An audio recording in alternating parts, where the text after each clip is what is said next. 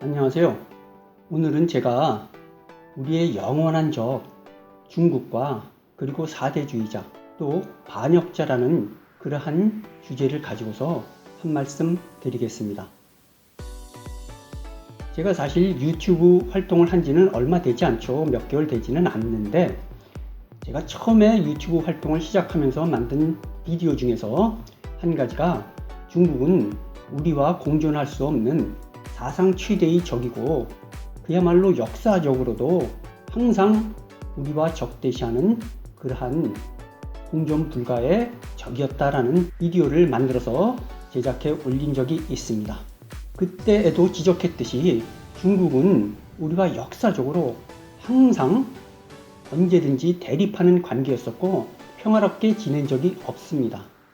제가 그 비디오를 만들면서 많이 언급했던 것이 우리나라에 그야말로 정계, 학계, 언론계 등 각 계통에 뿌리 깊이 박혀있는 사대주의자들에 대한 우려를 많이 했습니다.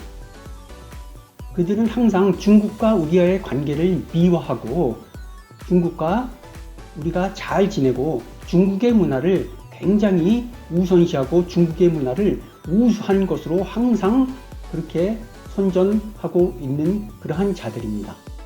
중국은 역사적으로 볼 때 우리를 침략하고 침탈하는 그러한 관계였습니다. 우리가 중국에 복속하지 않고 자주권을 지내고 우리의 주권을 행사하려 하면 언제든지 우리를 침략하고 우리 민족을 수도 없이 죽였던 그러한 침략 국가의 원흉이었었고 또 사대주의자들이 말하는 우리와 중국이 잘 지내던 때는 그야말로 조선시대와 같은 중국에 복속하던 그러한 시대였습니다. 중국의 노예국가로서 살던 그러한 때에만이 오직 평화롭다고 말할 수가 있었던 때였던 것입니다. 그야말로 굴욕적인 역사를 그들은 미화를 해서 중국과 사이좋게 잘 지냈다고 하는 것입니다. 그리고 항상 중국의 우수한 문화를 우리가 받아들여서 또 일본에 전했다고 이러한 말들을 하고 있습니다. 중국 것을 무조건 우수하고 좋다고 보는 그러한 그릇된 사고방식이 바로 우리나라를 노예의 상태로 빠뜨리고 있는 것입니다. 나중에 제가 기회가 되면 꼭 중국의 유교 문화에 대해서 한 말씀 드릴 것을 약속드리는데요. 중국의 유교 문화라는 것은 그야말로 지금 현대 우리 인간이 가장 배척해야 할 그러한 썩어빠진 문화입니다. 현대사회에서 우리 한국이 안고 있는 여러 가지 잘못된 모순들, 사회 갈등들, 계층 간의 갈등들 이러한 모든 것이 유교 문화에서 비롯된다고 할 수 있습니다. 유교 문화는 우리가 반드시 버려야 하고 반드시 극복해야 할 그러한 정말로 썩어빠진 문화입니다. 우리가 인간으로서 서로를 존중하고 또 평등하게 현대적인 가치에 맞게 우리가 행복을 누리려면 반드시 다시 한번 강조하지만 유교는 우리 사회에서 뿌리 뽑아야 합니다. 제가 잠시 다른 데로 말이 샜는데요. 어쨌든 우리나라에 얼마나 많은 사대주의자들이 판을 치냐면은 제가 얼마 전에 만든 비디오 중국에서 날아오는 그러한 미세먼지로 인해서 우리나라와 일본에서 매년 3만 명이 목숨을 잃는다고 하는 비디오를 만들었는데 거기에도 많은 사람들이 무슨 거짓말이다, 말도 안 되는 소리다, 또는 잘못된 정보다, 우리가 배우기는 그렇게 배우지 않았다, 뭐 이러한 여러 가지 말들을 하고 있습니다. 네, 그야말로 그들이 알게 모르게 뼛속 깊이 사대주의자의 그러한 노예 근성을 바로 교육을 통해서 받은 것입니다. 제 말이 거짓이 아니라는 것을 여러분들한테 보여드리기 위해서 잠시 각 방송의 뉴스에 언급되었던 장면 하나를 보여드리도록 하겠습니다. 날씨는 포근한데 미세먼지 때문에 참 답답하시죠. 올봄은 중국발 스모그가 유난히 기승을 부리고 있습니다. 네, 이 중국 스모그의 영향으로 한국과 일본에서 한 해에만 조기 사망자가 3만여 명에 이른다는 충격적인 연구 결과도 나왔습니다. 김재용 기자입니다.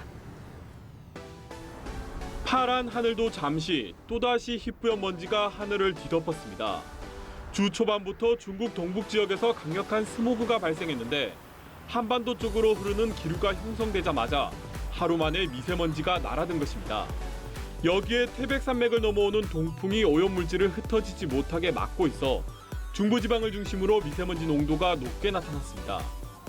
미세먼지는 내일까지 기승을 부리다 오후에 비가 내리면서 씻겨나갈 것으로 보입니다. 내일은 대기 정체 영향으로 오전에 서쪽 지역 중심으로 농도가 높겠으나 오후에 강수의 세균 효과와 대기 확산이 원활해지면서 보통 수준을 회복할 것으로 예상됩니다.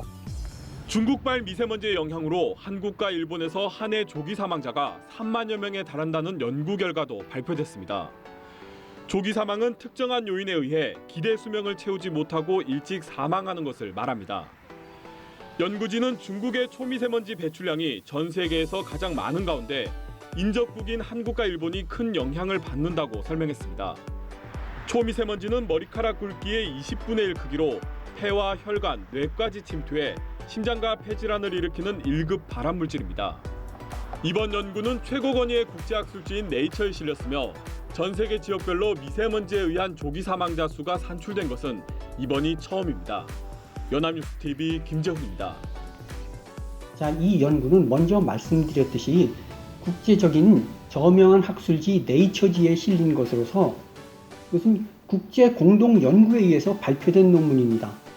중국도 참여를 했습니다. 칭하대, 중국에서 가장 유명하다는 칭하대와 베이징대, 그리고 미국, 영국, 캐나다 이렇게 공동 연구진이 연구조사에서 발표한 내용입니다. 자, 이제 분명히 이것이 거짓이 아니라는 것을 알 수 있겠죠. 자, 그리고 이번에 엊그저께 뉴스에 나온 바에 의하면 시진핑이가 트럼프와 회담을 하는 도중에 한국은 과거에 중국의 일부였었다는 말을 하였다고 합니다. 이것이 제가 먼저 번에 비디오에서도 밝힌 바와 같이 바로 중국인들의 시각입니다. 중국은 단 한 번도 한국을 정상적인 국가로 생각해 본 적이 없습니다.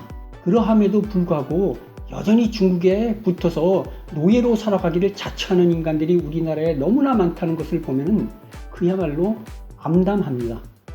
자, 동북공정이라는 것도 있었죠. 동북공정이 뭡니까? 동북공정은 중국에서 고조선, 고구려, 발해 이런 나라들이 전부 다 중국이었다는 것입니다. 중국의 땅에서 일어난 역사이기 때문에 그들은 다 중국의 일부였다는 뜻이죠. 그래서 그들이 동북공정에서 말하기를 지금 현재의 북한 지역도 과거, 그러니까 고대 사회에는 중국이었다는 뜻입니다.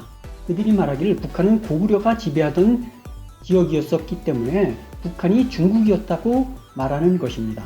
그것이 바로 동북공정입니다. 이러한 사실을 우리 국민들은 명확하게 인지를 해야 합니다.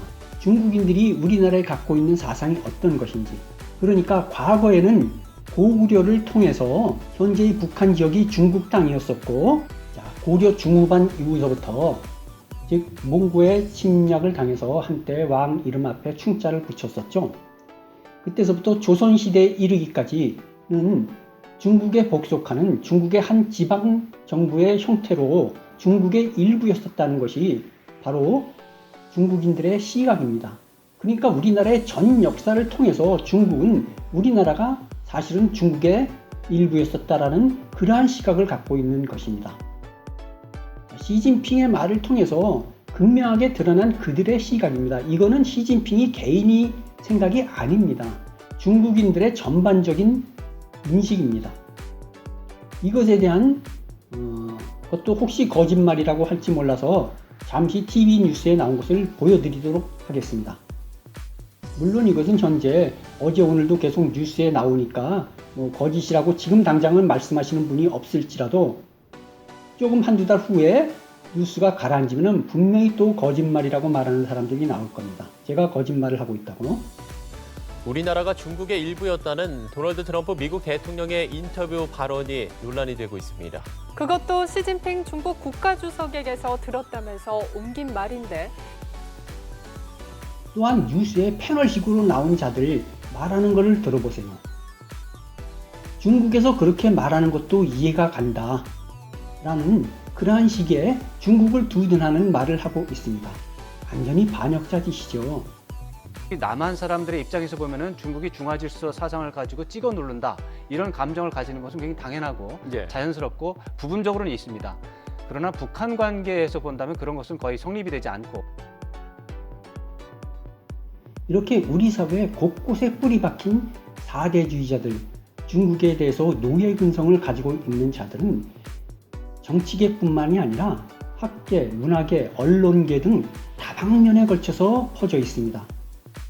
학계는 인문 사회 계열들을 전공한 교수들, 이들 수중에 많은 자들이 바로 중국에 종속하는, 중국에 복속하는 그러한 자들이고, 또 문화 언론계, 방송계, 영화계, 무슨 작가 동맹 이러한 자들 그야말로 수두룩합니다. 말도 못할 정도로 많은 자들이 4대주의에 빠져 있고 그들 중에서 아주 골수로 중요한 역할을 하는 자들은 좌파들, 소위 진보 세력이라고 하는 자들이 많이 차지하고 있습니다. 물론 이 4대주의자들은 좌파 우파를 가리지 않고 공동으로 많이 있는데 특히나 그쪽에 더욱더 골수적으로 빠져 있는 4대주의자들은 좌파들이 많다는 것입니다. 아주 쉬운 얘기로 좌파들이 주도하는 촛불 시위 같은 것들은 중국에 대해서는 단 한 번도 일어난 적이 없습니다. 온통 촛불 시위를 주도하는 자들이 좌파들이기 때문에 그들은 일본이나 미국에 대해서 일어나는 조그만 일에도 들불같이 일어나서 촛불을 들고 시위를 주도합니다. 하지만 중국이나 북한에 대해서는 단 한 번도 촛불을 든 적이 없습니다. 왜냐하면 그들은 종북과 4대주의, 친중이 그들을 있게 한 기본 원칙이었었기 때문입니다. 저는 우파도 좌파도 아닙니다. 제가 이런 말을 하면 사람들은 저를 우파라고 하는데 저는 우파도 굉장히 싫어합니다. 사람들이 흔히 많이 잘못 이해하고 있는 것이 수국골통이라는 말이 있습니다. 우파는 수국골통이다. 이것은 좌파들이 만들어낸 것인데요. 좌파가 사실은 진보라는 호를 뒤집어 쓰고서 우파는 수국골통이라는 말을 만들어냈습니다. 그리고 우파는 나이 먹은 자들이 우파를 지지한다는 말도 만들어내고 그야말로 자신들은 진보이기 때문에 젊은 사람들은 전부 다 진보 성향을 띈다고 말을 하고 있는 것입니다. 이것이 순전히 선전선동에 의한 거짓이라는 것은 최근의 여론조사에 의해서 나타났습니다. 우리나라에서 좌파와 진보 성향을 가장 많이 띈 나이대는 50대이라고 나타났습니다. 50대 사람들이 가장 좌파적이고 가장 진보적인 것으로 나타났는데요. 이것은 왜냐하면 이 사람들이 7, 80년대에 많은 반정부 운동을 하던 그러한 사람들, 그러한 사회 분위기, 그러한 사회 환경 속에서 공부를 하고 자랐던 그러한 세대이기 때문에 50대가 가장 좌파적이고 진보적이라고 하는 본인 스스로가 그렇게 생각하고 있다고 합니다. 그러니 수국골통이라는 말이 사실과는 조금 다르죠. 사실은 제가 보기에 수국골통은 좌파, 우파 가리지 않고 둘 다 수국골통입니다. 수국골통이라는 말의 정확한 의미가 뭡니까? 기존에 가진 것을 버리지 않고 변화하지 않으려 하고 자기 것만 옳다고 고집 부리는 그러한 사람을 말합니다. 이것에는 우파와 좌파를 가리지 않고 다 수국골통 짓을 하고 있습니다. 기존의 권력가들 그리고 각 사회의 기득권자들은 제가 보기에 대부분 다 수국골통들입니다. 하지만 제가 우파보다도 좌파를 조금 더 싫어하는 이유는 좌파는 바로 반역자이기 때문입니다. 반역자는 쉽게 말해서 무엇입니까? 반역자라는 것은 적에게 이로운 행동을 하는 자들이 바로 반역자입니다. 우리가 흔히 친일파들을 굉장히 증오하고 죽일 놈들이라고 그렇게 말들을 합니다. 왜 그렇습니까? 친일파라는 것이 무엇입니까? 친일파라는 것은 구한말과 일제시대 때 우리나라에 반역한 자들입니다. 다시 말해 적국인 일본에게 이롭게 하고 우리나라를 불리하게 만든 자들, 그러한 자들이 바로 친일파입니다. 다시 말해서 친일파라는 것은 반역자라는 말의 또 다른 형태의 말인 것입니다. 친일파 이퀄 반역자이죠. 이러한 반역자는 일제시대뿐만 아니라 어느 시대나 있었습니다. 역사를 관통해서 반역자들은 항상 있기 마련인데요. 지금 현대 시대의 반역자는 바로 좌파라고 생각합니다. 적국인 북한과 중국을 이롭게 하는 자들, 그들을 위해 일을 하려는 자들이 바로 반역자인 것입니다. 그래서 제가 우파도 싫어하지만 좌파는 조금 더 싫어합니다. 바로 반역자라는 이유 때문입니다. 둘 다 썩어 문드러지고 둘 다 나쁜 놈들은 분명하지만 반역자는 조금 더 나쁜 놈들이죠.